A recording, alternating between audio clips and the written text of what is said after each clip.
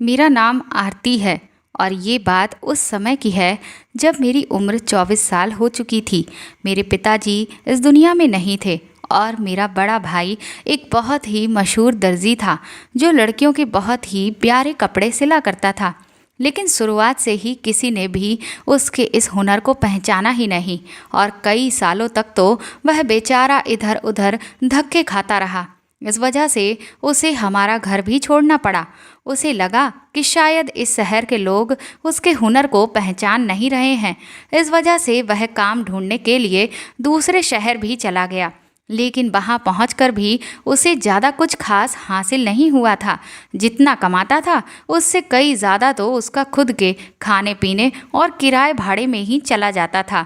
इसलिए फिर वह थक हार कर वापस घर लौट आया था। उसने यहाँ पर फिर अपनी खुद की दुकान खोली और ना जाने उसने ऐसा क्या किया कि उसके नाम से जुड़कर एक बात बहुत ज़्यादा मशहूर हो गई थी, जिस पर यकीन करना किसी के लिए भी कोई आसान काम नहीं था। और बस इस बात की वजह से कुछ ऐसा हुआ कि मेरे भाई का काम इतना ज़्यादा पसंद किया जाने लगा कि उसके पास तो अब खाने पीने की भी ठीक से फुर्सत नहीं होती थी। बल्कि जो भी ग्राहक अब उसकी दुकान पर आते तो वह उन्हें 2-2 महीने के बाद की तारीखें दे देता, क्योंकि उसके पास पहले से ही बहुत सारा काम होता था। उसने अपनी दुकान पर 2-3 कर्मचारी भी रख लिए थे और उन्हें भी वह बहुत अच्छी तनख्वाह दे रहा था, क्योंकि वह खुद बहुत अच्छा पैसा कमा रहा था। मेरा भाई शुरुआत से ही हम 3 बहनों के बीच में पला बड़ा था। कहते हैं जब कोई लड़का लड़कियों के बीच में ज़्यादा रहता है तो उसे लड़कियों की पसंद और नापसंद के बारे में अच्छी खासी जानकारी हो जाती है। हमारा भाई भी हमारे साथ ही खेल कूद कर पला बड़ा था। इसीलिए कुछ हमारी संगत का असर था और कुछ नेचुरल ही ऐसा था कि उसे हमसे ज़्यादा इस बात का पता होता था कि किस कलर के सूट के साथ किस कलर का दुपट्टा ज़्यादा अच्छा लगेगा।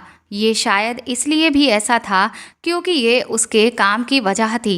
इसलिए हमारा भाई हमारे साथ आराम से बैठकर बातें भी कर लेता था। बस यूं समझिए कि उसको लड़कियों और औरतों के बारे में अच्छी खासी जानकारी हो गई थी और इसीलिए उसके अंदर ये भी हुनर था कि वह किसी भी औरत का दिल सिर्फ अपनी अच्छी अच्छी बातों से ही जीत सकता था।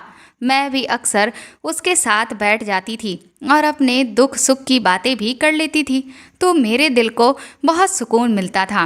पिताजी के देहांत के बाद मेरे भाई ने बहुत ही कम उम्र से ही घर की सारी जिम्मेदारी अपने कंधों पर ले ली थी। पर एक बात मुझे बहुत अजीब लगती थी। कुछ दिनों से मेरा भाई बहुत बदल गया था। जब से उसने अपना कारोबार यहीं पर शुरू किया था, उसके पास तो दूर दूर से लोग कपड़े सिलवाने आने लगे थे। मेरे भाई ने घर में भी एक ऐसा कमरा बनवा लिया था जहां बैठकर वह सारी रात कपड़े सिला करता था। लेकिन हैरत की बात यह थी कि उस कमरे में किसी को भी जाने की बिल्कुल इजाज़त नहीं थी। यहाँ तक कि वह कभी सफाई करने के लिए भी हमें अंदर नहीं आने देता था, बल्कि अपने उस कमरे की सफाई वह खुद ही करता था। कई बार तो ऐसा होता था कि वह रात को वहीं पर सो जाता था और हम उसका खाना उसके दरवाजे के बाहर ही रख देते थे। उसकी ऐसी हरकतों पर कभी कभी तो हमें बहुत गुस्सा आता था, लेकिन कभी रहम भी आता था, क्योंकि वह बेचारा यह सारी मेहनत आखिरकार कर तो हमारे लिए ही रहा था। वह रात भर बैठकर कपड़े सिलता रहता। फिर कुछ समय के बाद ही हमने मोहल्ले में उसके बारे में कुछ अजीब सी बातें सुनी, जिन्होंने हमें बहुत हैरान कर दिया था। वह बात ये थी कि मेरा भाई जिस भी कुंवारी लड़की के कपड़े सिलता था, 2-3 दिन के बाद ही उस लड़की का रिश्ता तय हो जाता था। हम लोग ऐसी जगह पर रहते थे जहाँ पर अगर कभी कोई अनोखी बात हो जाती है तो सभी लोग पहले तो उसका बहुत मजाक बनाया करते हैं, लेकिन फिर उस बात को मान भी लेते हैं। इसीलिए शुरू शुरू में इस बात का भी पहले तो बहुत ही ज़्यादा मजाक बनाया गया, लेकिन अब तो सब लोग ऐसे हो गए थे कि जैसे मेरा भाई कोई रिश्ता करवाने वाला इंसान हो, जिसके पास अब दूर दूर से लड़कियां आने लगीं। इस वजह से उसके पास अब भीड़ बढ़ने लगी थी। लेकिन हमारा भाई मुझसे या मेरी माँ या फिर मेरी बड़ी बहनों में से इस बारे में कोई बात नहीं करता था। जब भी हम उससे कुछ पूछना चाहते तो कुछ खास जवाब नहीं देता, लेकिन जब ज़्यादा कुरेद कर पूछने की कोशिश करते तो वह गुस्सा होता और डांटने भी लगता था और कहता कि अपने काम से काम रखा करो। फिर एक दिन सुबह सुबह ही हमारे घर एक लड़की और उसकी माँ आई। उनके हाथ में एक मिठाई का डिब्बा था और वह साथ में कुछ फल भी लेकर आई थी। वह कहने लगी, आपके बेटे ने तो कमाल ही कर दिया है। मेरी बेटी की उम्र 30 साल हो गई थी और उसके लिए कोई भी रिश्ता नहीं आता था, लेकिन जैसे ही आपके बेटे से मेरी बेटी ने 2-4 सूट सिलवा लिए तो देखो उसकी शादी तय हो गई। इसीलिए हम लोग आपको मिठाई देने आए हैं। मैंने उनके हाथ से मिठाई का डिब्बा लिया और साइड में खड़ी हो गई। सोचने लगी, चलो इसी बहाने खाने को मिठाई तो मिली। लेकिन ये सब सुनकर मेरी माँ तो परेशान हो गई थी, क्योंकि आए दिन अब हमारे घर लोग आते रहते थे और कोई हमें बधाई देने के लिए आता था तो कोई मेरे भाई के बारे में पूछने आता था। ये सब देखकर मेरी माँ को अब ये यकीन हो गया था कि मेरा भाई ज़रूर कोई गलत काम कर रहा था। लेकिन मुझे समझ में नहीं आता था कि भला इस काम में गलत काम की क्या गुंजाइश थी। वह तो सिर्फ कपड़े ही सिलता था और फिर सबसे बड़ा सवाल ये था कि किसी के कपड़े सिल देने से भला किसी की शादी कैसे हो सकती है। ये बात मेरी समझ से बिल्कुल बाहर थी। हम तो भाई से पूछ पूछ कर थक भी चुके थे, लेकिन वह तो कोई जवाब ही नहीं देता था। लेकिन फिर एक दिन मेरे दिमाग में एक प्लान आया, इसलिए मैंने अपनी दोस्त से कहा कि वह मेरे भाई से कपड़े सिलवाए। इस पर वह कहने लगी कि वह तो कब से मेरे भाई से कपड़े सिलवाना चाहती है, लेकिन मेरा भाई उसे टाइम ही नहीं दे रहा है। मैंने उससे कहा कि तुम फिक्र मत करो, मैं तुम्हारी थोड़ी सी भाई से सिफारिश लगा दूंगी। लेकिन बात यह है कि वहाँ पर क्या हुआ, कैसे हुआ, इस सब के बारे में मुझे तुम्हें सब कुछ डिटेल में बताना होगा। और आगे जो कुछ भी होगा, जैसे भाई तुमसे क्या बात करेगा और तुम्हारा फिर रिश्ता कैसे होगा, इस सब के बारे में तुम्हें मुझे पूरी जानकारी भी देनी होगी। मेरी सहेली भी मेरी ही उम्र की थी, उसकी भी शादी अभी तक नहीं हुई थी। फिर मैंने अपने भाई से कहा, भाई मेरी दोस्त आपसे अपने कपड़े सिलवाना चाहती है। इस पर वह कहने लगा, मेरे पास अभी वक्त नहीं है, क्योंकि अभी लिस्ट में बहुत से ऐसे लोग हैं जिनके मुझे कपड़े पहले सिल कर देने हैं। इसीलिए तुम उससे कहो कि वह 2 महीने के बाद आए। मैंने अपने भाई से कहा, भाई मैं आपकी सगी बहन हूँ और वह मेरी बहुत अच्छी दोस्त है और इसी लिहाज से वह आपकी भी तो बहन हुई। अगर आप मेरी ही बात नहीं मानेंगे तो फिर आपका मेरे भाई होने का क्या फ़ायदा। मेरी बात सुनकर मेरा भाई कहने लगा, तुम बहुत बोलती हो और तुम्हारी ज़ुबान भी बहुत लंबी हो गई है।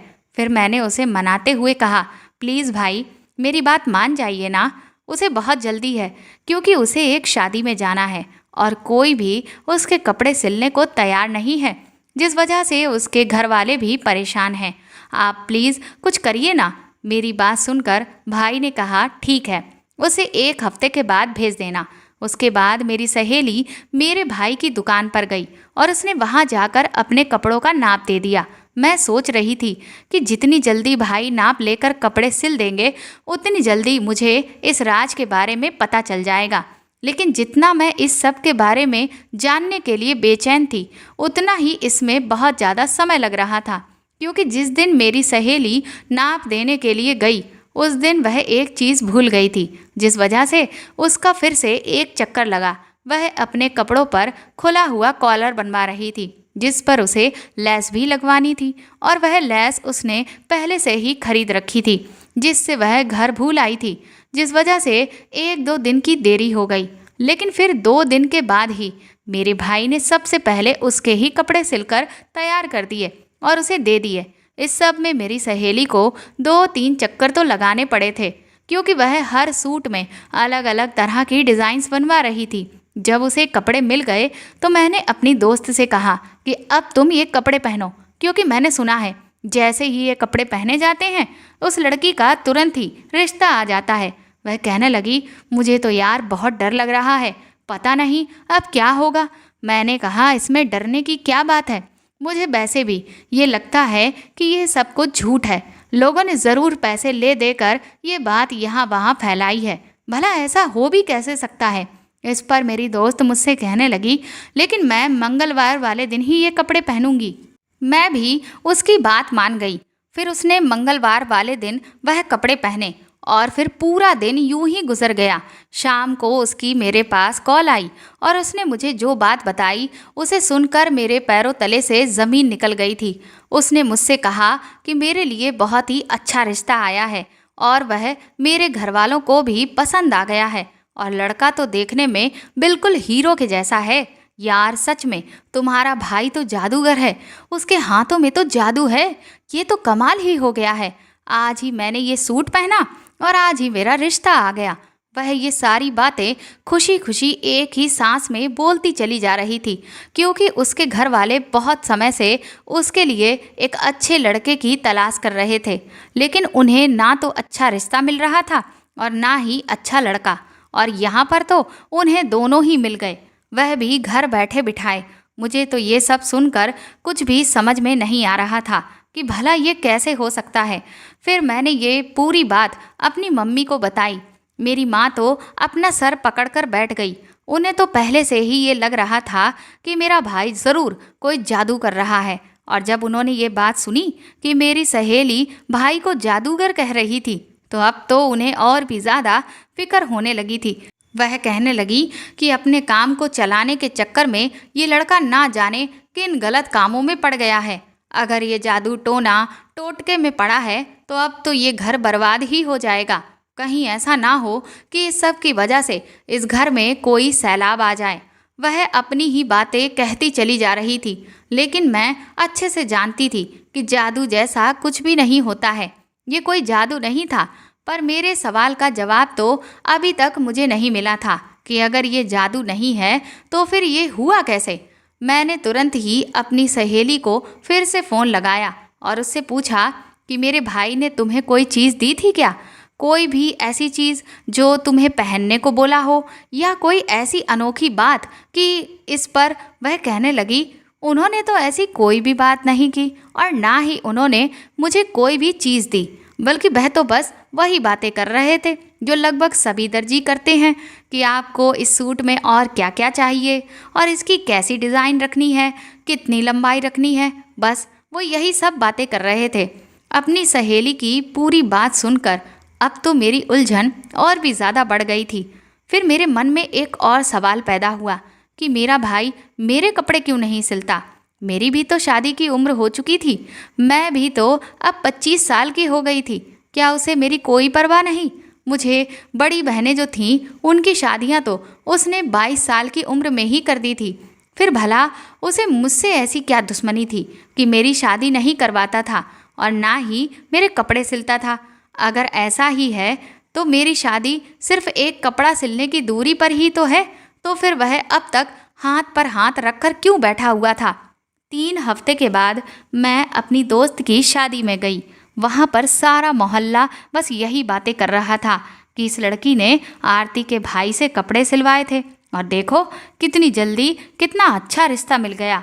लेकिन वह हर किसी को समय नहीं देता है। ये तो अपनी अपनी किस्मत की बात है। जिसको वह अपना समय दे दे। वहाँ पर जैसे ही सबने मुझे देखा वह सब मेरे पीछे ही लग गईं। कहने लगे, तुम अपने भाई से हमारे बारे में भी तो बात करो और हमारा भी कुछ भला करवाओ।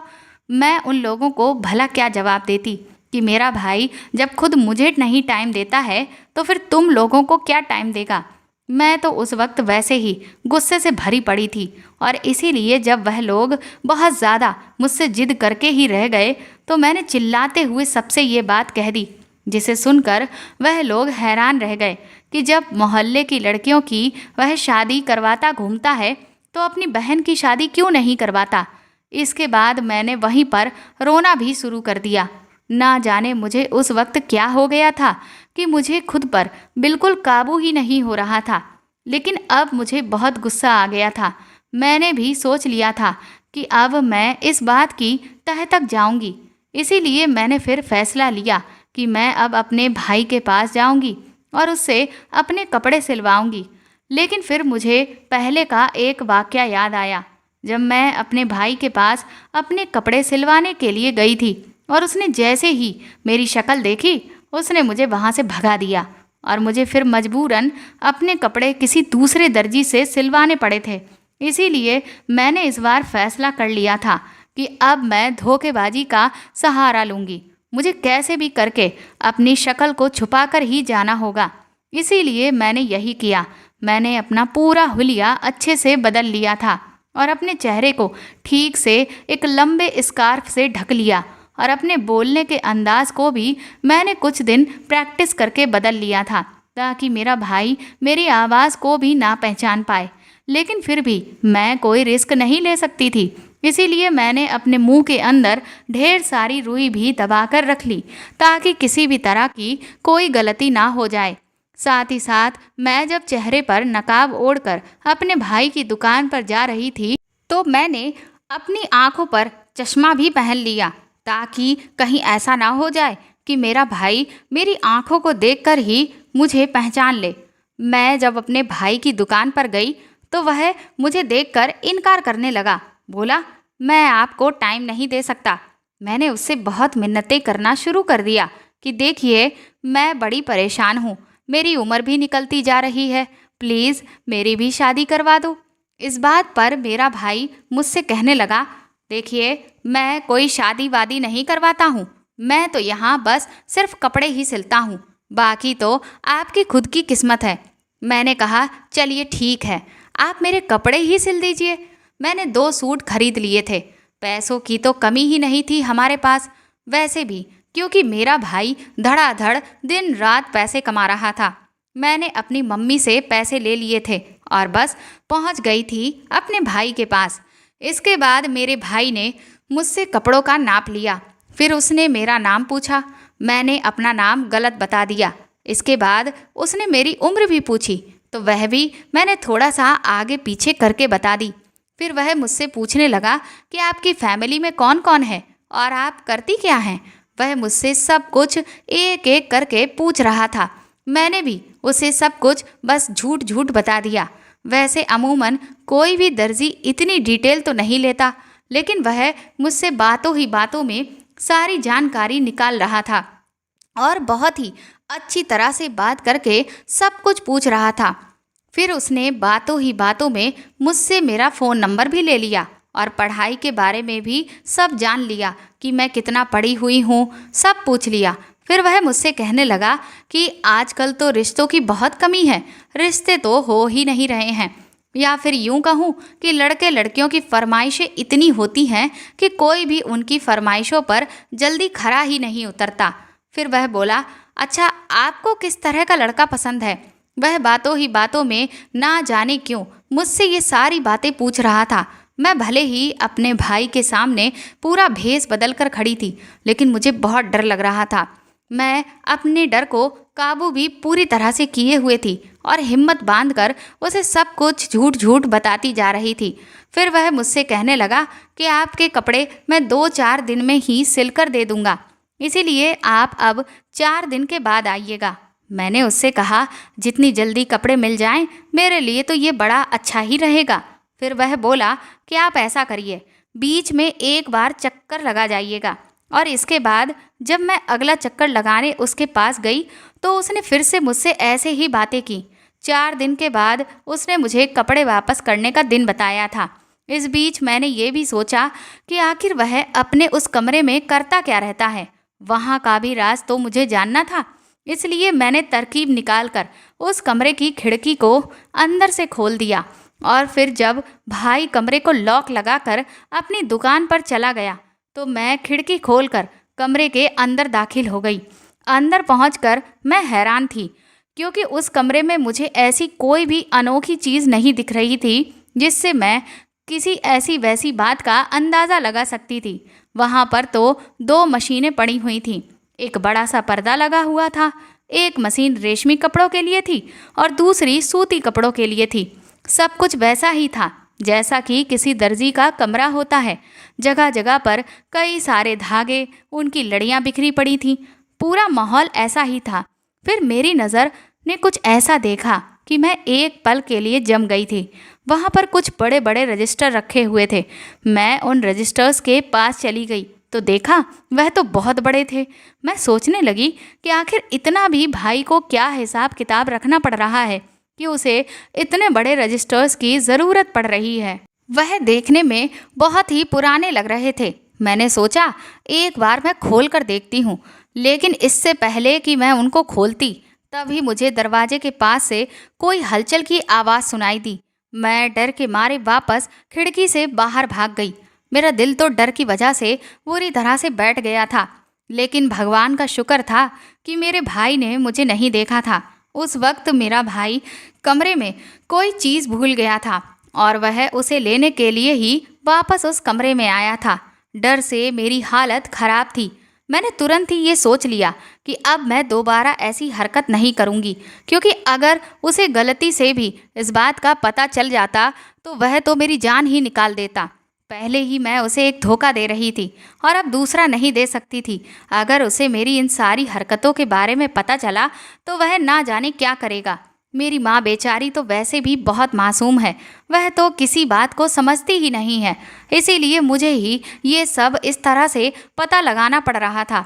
अब मुझे उस दिन का इंतज़ार था जब मुझे मेरे कपड़े सिलकर वापस मिलने वाले थे। मुझे इस बात की बहुत जल्दबाजी हो रही थी कि जल्द से जल्द मैं अपने कपड़े पहन लूँ।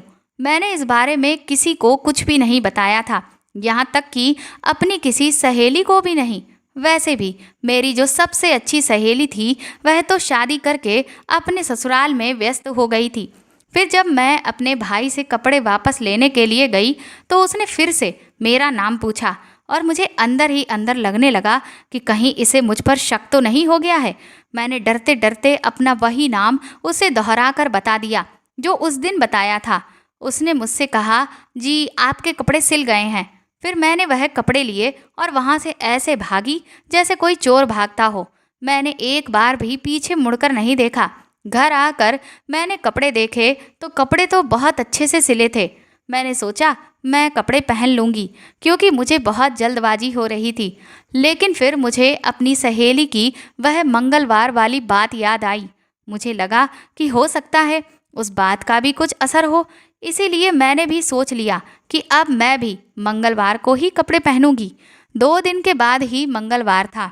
2 दिन के बाद मैं घर में बहुत ही नॉर्मल तरीके से अपना रूटीन रखे हुए थी ताकि मेरे भाई को मुझ पर बिल्कुल भी शक ना हो। वैसे भी मैं वह सिले हुए कपड़े पहनकर अपने भाई के सामने तो नहीं आ सकती थी, इसीलिए मुझे बस इस बात का इंतज़ार था कि कब मेरा भाई दुकान पर चला जाए और फिर मैं वह कपड़े पहन लूँ। फिर रात से पहले तो वह वैसे भी लौट कर नहीं आने वाला था। अब मंगलवार वाले दिन मैंने वह कपड़े पहन लिए। धीरे धीरे सुबह से शाम हो गई, लेकिन कुछ भी नहीं हुआ। हमारे घर कोई भी नहीं आया। फिर मैंने सोचा कि मेरी सहेली ने मुझे ये खबर रात में दी थी, हो सकता है रात तक कोई आता ही होगा। मैंने उस दिन माँ से कहा कि आप आज घर को साफ रखने में मेरी मदद करें। जाने क्यों, लेकिन मुझे इस बात पर यकीन सा हो रहा था कि अब मेरा रिश्ता तय हो जाएगा।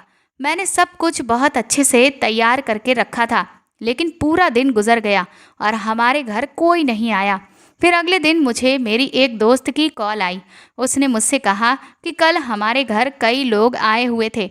वह बड़े अजीब से लोग थे।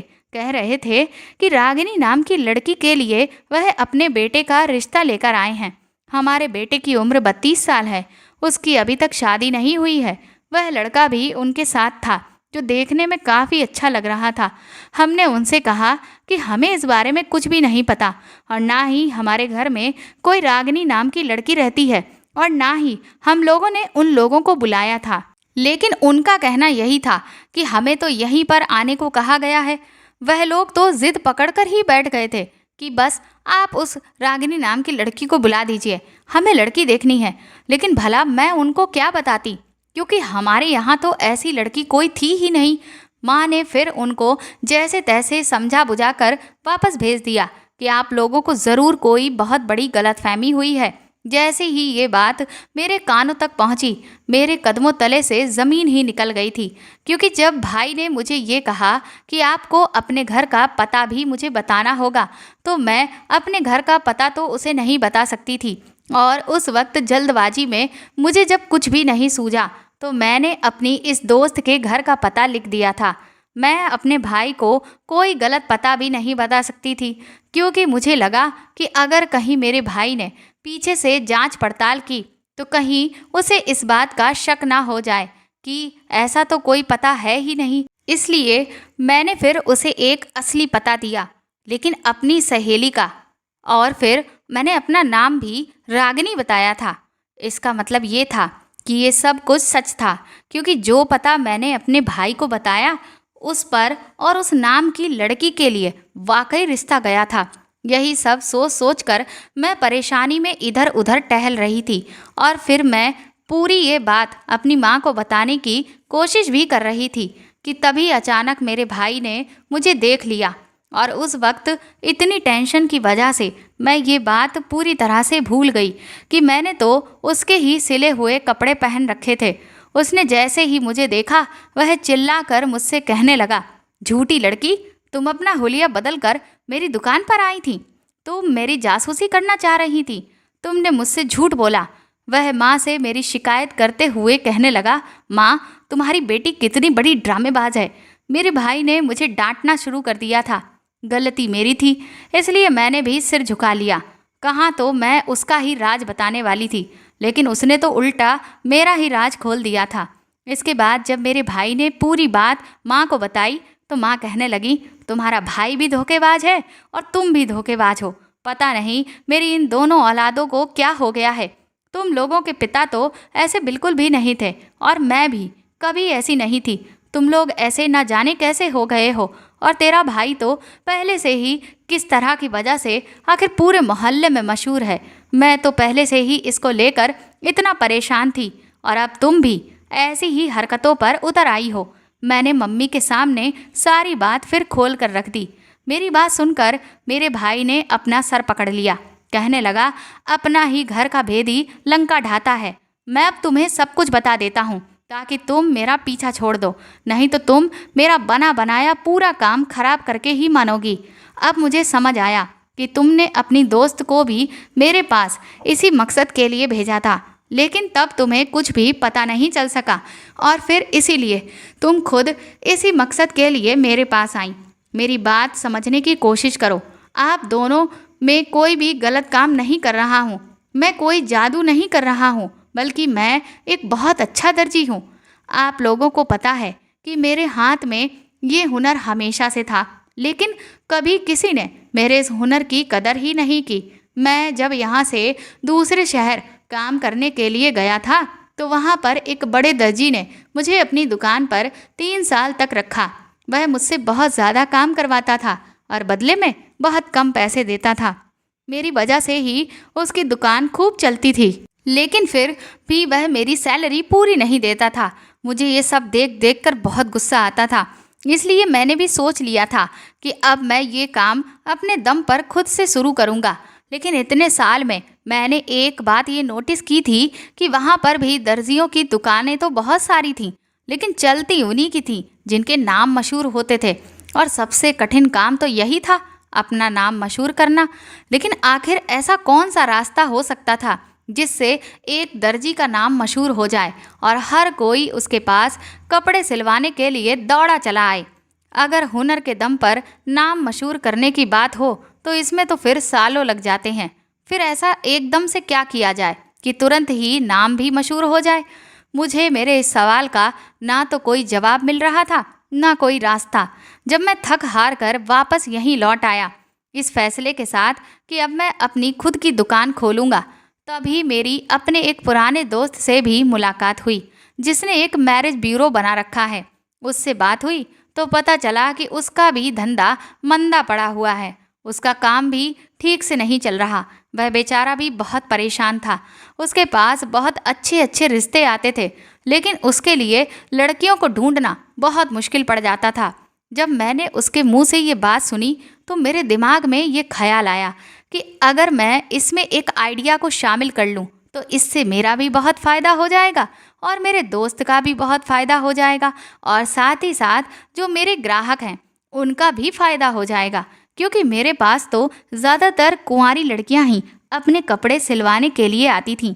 और इसका पता मुझे ऐसे चलता था क्योंकि जब कोई लड़की आती थी तो मैं उससे बातों ही बातों में पूछ लेता था, जिससे पता चल जाता था कि वह शादीशुदा है या कुंवारी।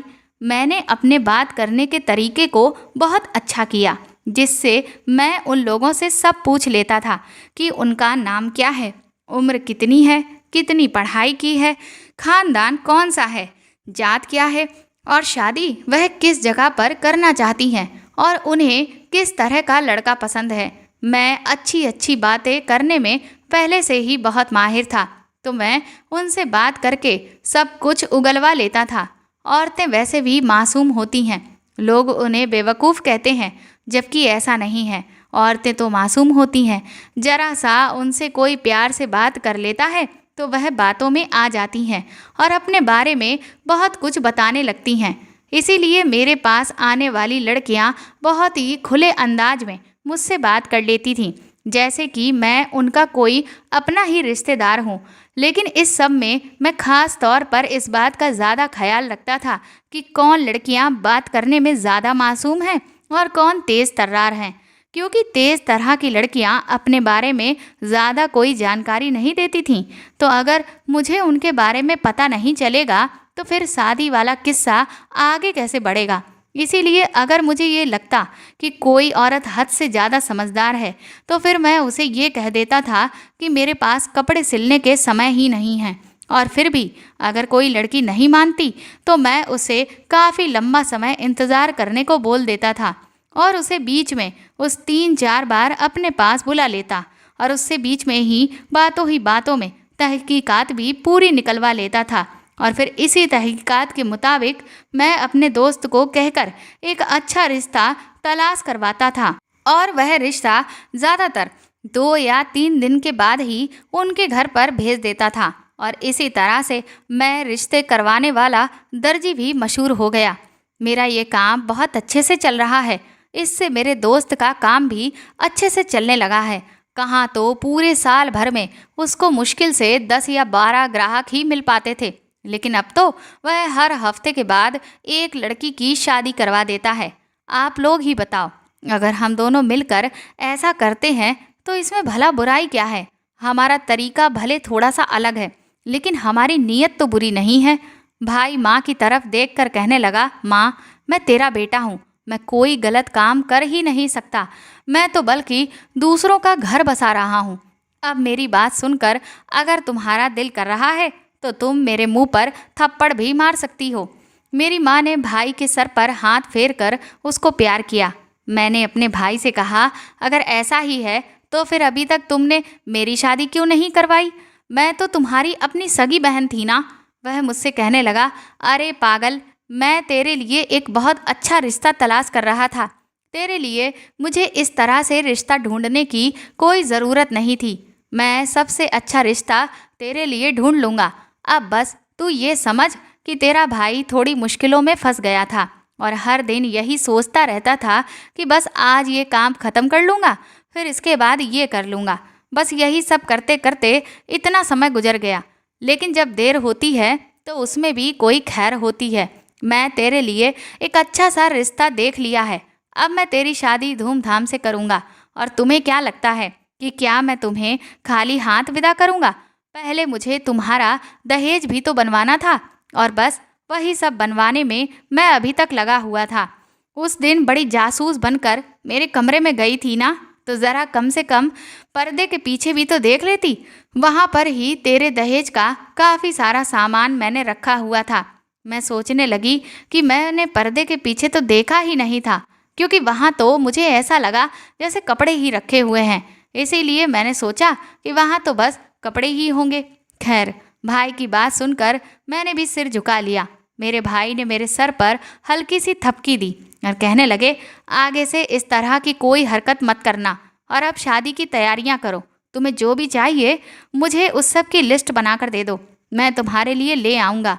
मेरी आंखों में खुशी के आंसू आ गए थे। मेरी माँ ने हम दोनों को प्यार किया। मेरा भाई ठीक कहता था कि उसका तरीका शायद अजीब था, लेकिन फिर भी वह लोगों की शादी करवा रहा था। आजकल के टाइम में बेटी का रिश्ता करना इतना मुश्किल हो चुका है कि जिसकी कोई हद ही नहीं है। ऐसा नहीं है कि सिर्फ रिश्ते कम हैं या लोग पैसे और दौलत के पीछे भाग रहे हैं। आजकल लड़कियां भी तो अपनी पसंद से करना चाहती हैं ये सब। और मैं ये सर उठाकर कह सकती हूँ कि मुझे मेरे भाई पर गर्व है। वह जो भी कर रहा है बहुत अच्छा कर रहा है। आपको ये कहानी कैसी लगी हमें कमेंट करके ज़रूर बताएं और इस कहानी को ज़्यादा से ज़्यादा शेयर और लाइक करके चैनल को सपोर्ट करें। साथ ही अगर आप चाहें तो मुझे सुपर थैंक्स भी खरीद कर दे सकते हैं। सुपर थैंक्स का ऑप्शन आपको इस वीडियो के नीचे दिए हुए सभी ऑप्शंस में दिख जाएगा, जो कि हार्ट शेप में बने हुए डॉलर के साइन के तौर पर है। और अगर आप मेरे चैनल पर नए हैं तो सब्सक्राइब करके बेल आइकन को ज़रूर दबा दीजिएगा, ताकि आगे भी मैं आपको ऐसी ही अच्छी कहानियाँ सुनाती रहूँ। Thank you.